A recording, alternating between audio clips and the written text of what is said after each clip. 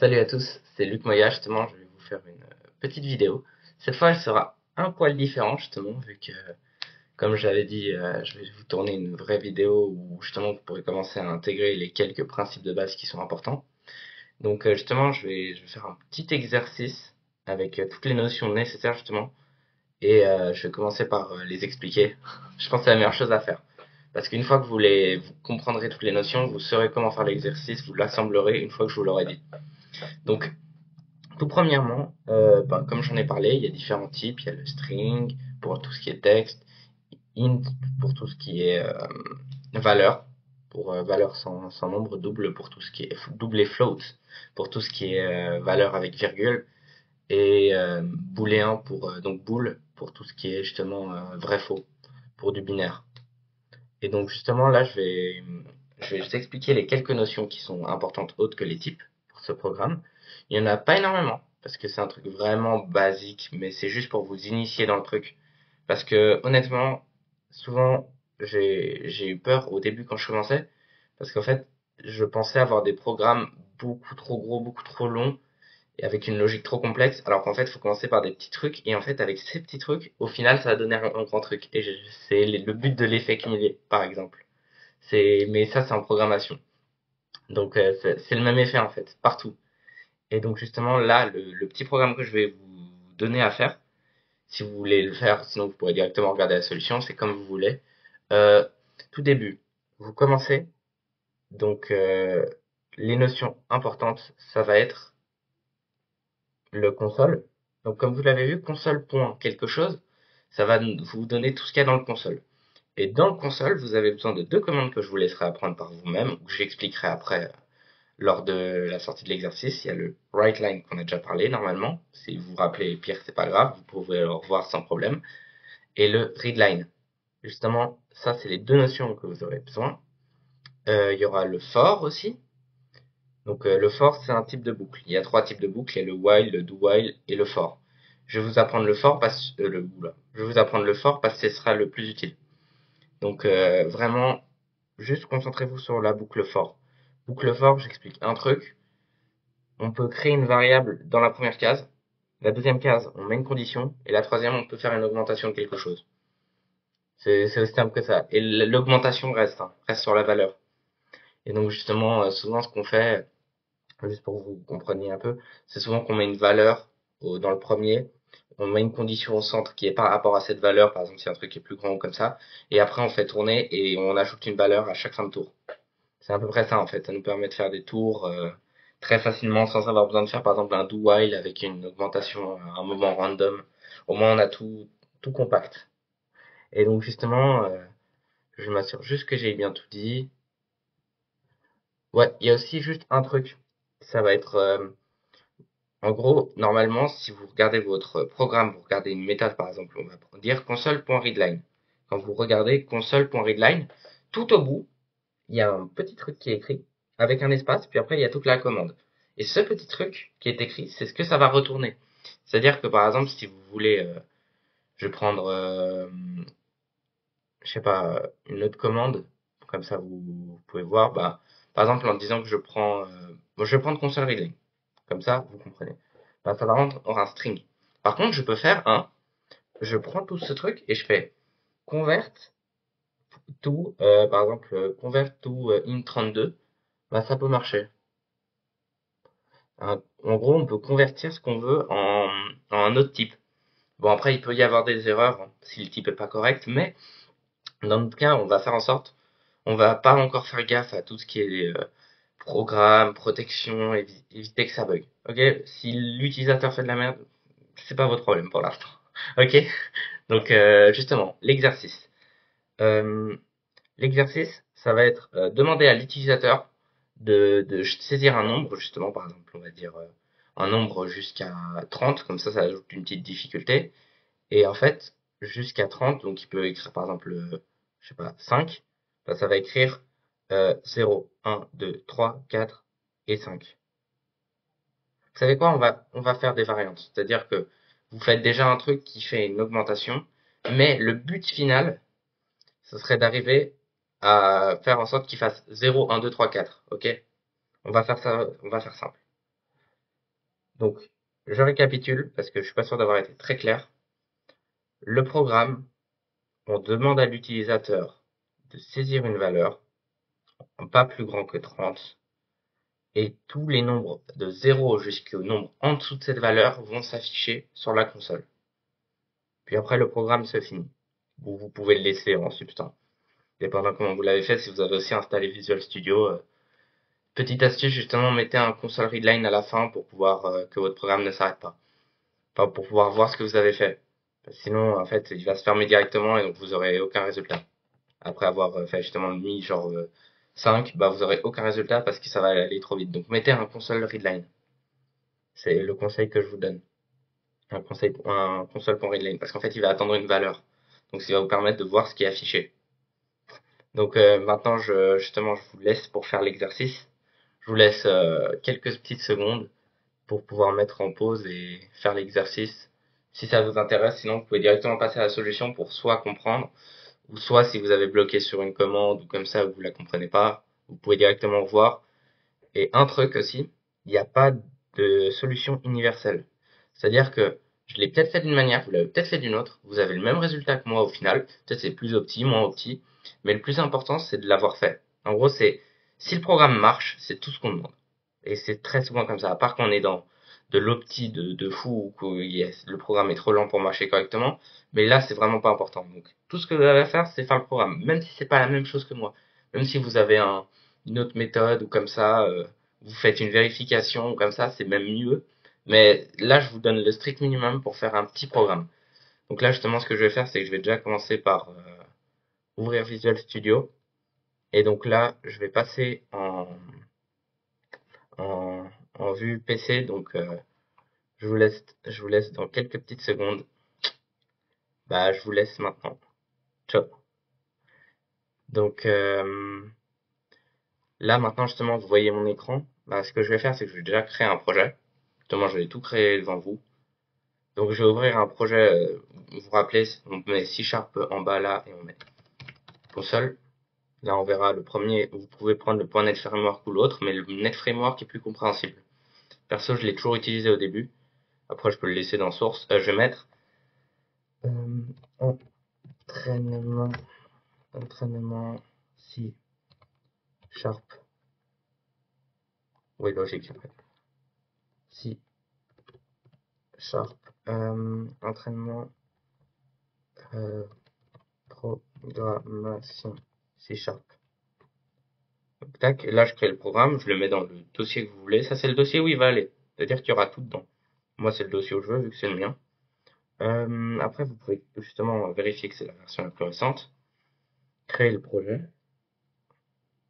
Et une fois que vous avez créé le projet, justement, vous vous retrouvez sur cet intervalle. Je vais pas le faire tout le temps comme ça, je vous rassure. C'est juste là, cette première fois justement, pour être sûr que vous ayez bien tout compris. Donc là, ce que je vais faire maintenant, c'est tout simple. Je vais directement montrer la solution. Je vais le faire.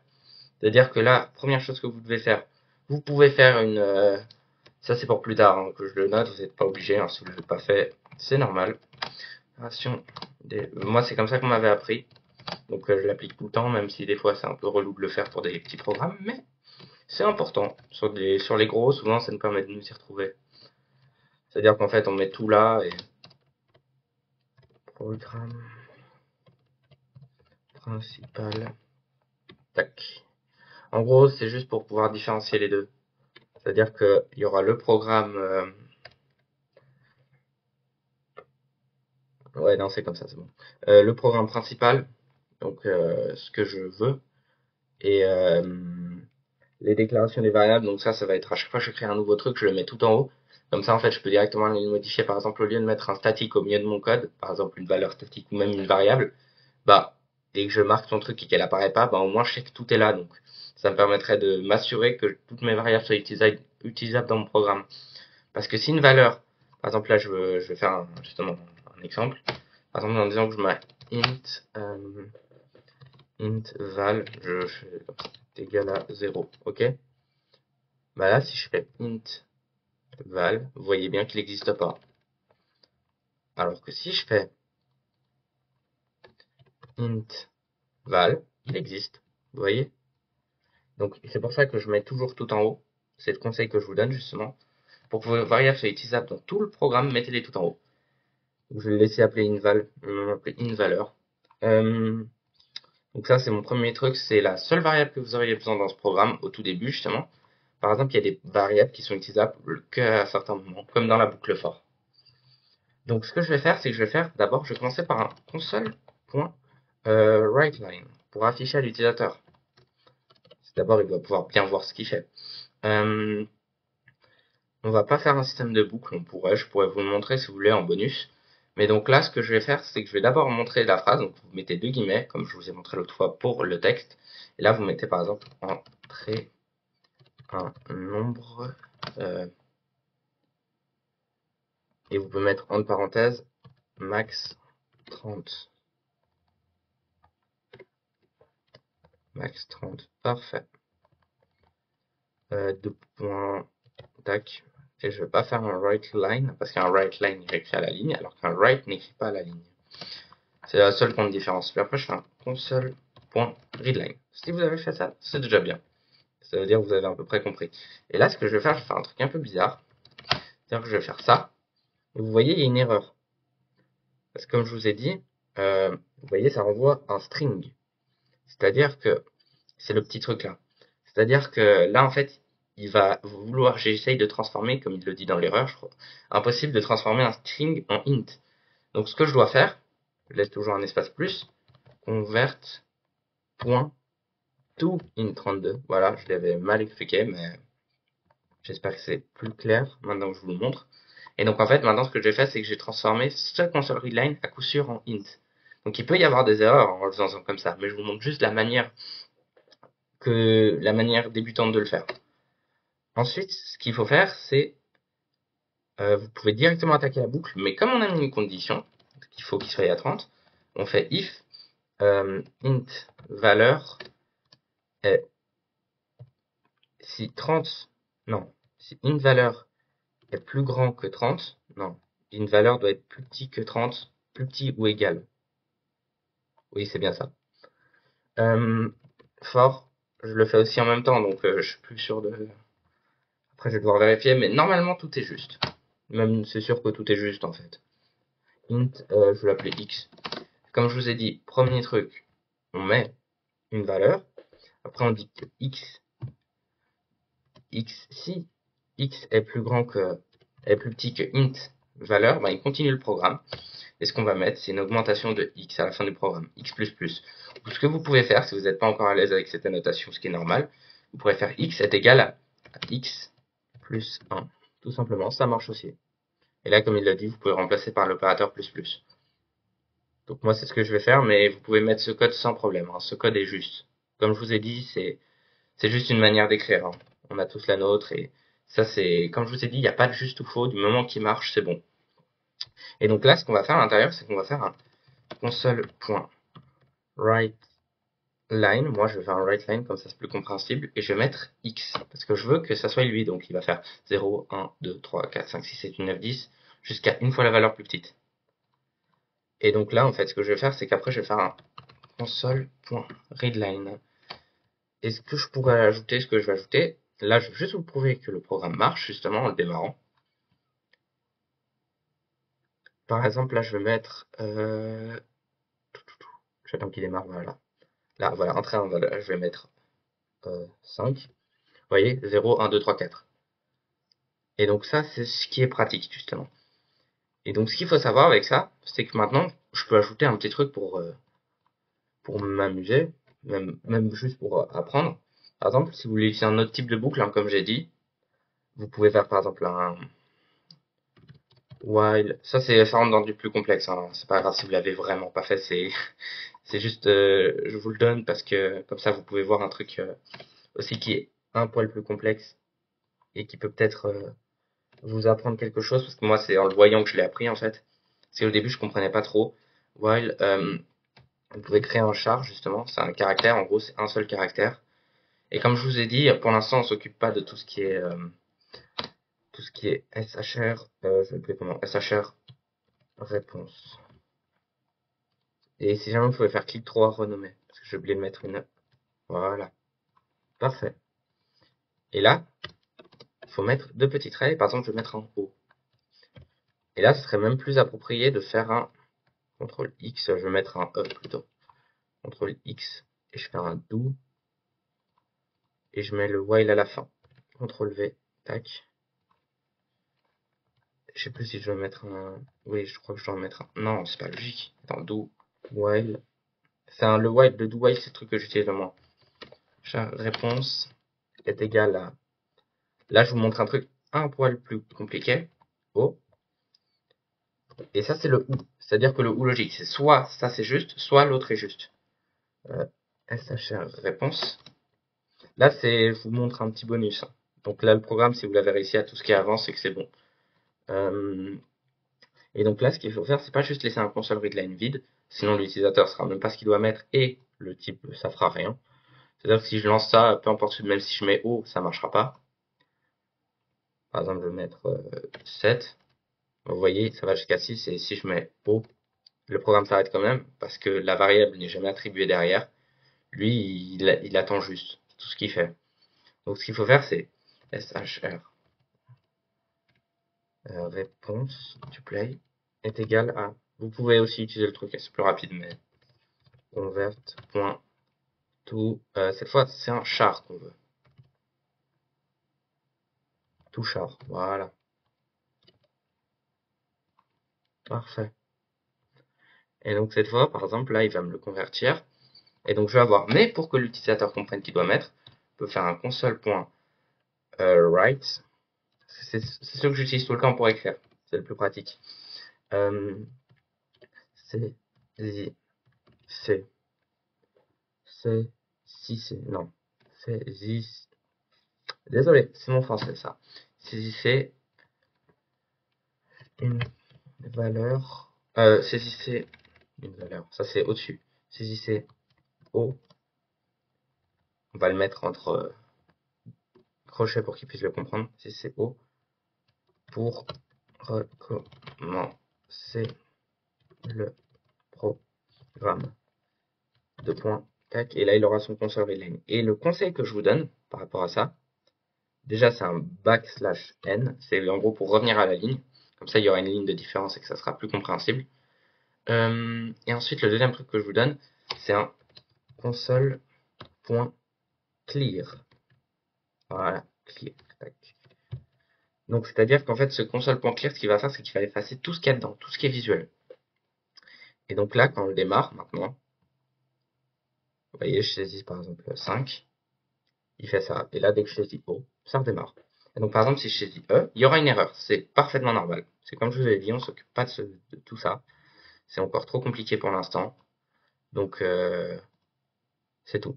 Et donc, pour l'instant, aussi, je veux juste vous montrer en disant que je mets 30. Comme vous voyez, le programme marche. Parce que j'ai mis égal, supérieur, inférieur ou égal, pour être précis. Parce que souvent, quand je le dis, je me plante. Donc, je préfère être très précis avec ce que je dis. Et là, si je mets 31, vous voyez, il me met directement. Il n'exécute pas le reste du programme. Parce que tout ça, c'est dans la variable. C'est-à-dire qu'il affiche ce que l'utilisateur a saisi seulement si la condition est vraie. Si cette condition est fausse, ben il fait rien. Et je pourrais même mettre un else, par exemple, else